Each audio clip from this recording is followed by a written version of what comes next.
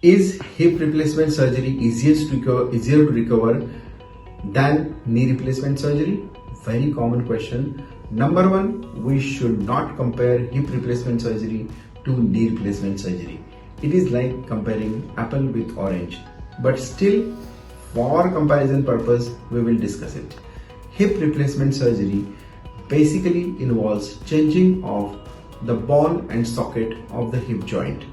Now, because the range of motion of a hip replacement in a ball and socket is a partly constrained movement and it doesn't have the same range of motion as knee. So the recovery after knee replacement surgery is difficult as compared to hip replacement surgery. There are muscles around the hip joint which control hip and they can give you very good range of motion within 15 days to 1 month.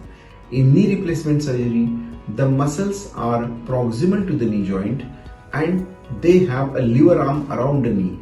So it is very important to strengthen the muscles for a long time after knee replacement surgery.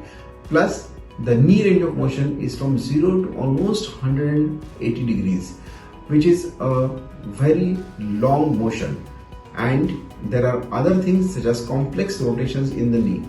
So overall, knee replacement surgery will require longer physiotherapy, longer exercise as compared to hip replacement surgery.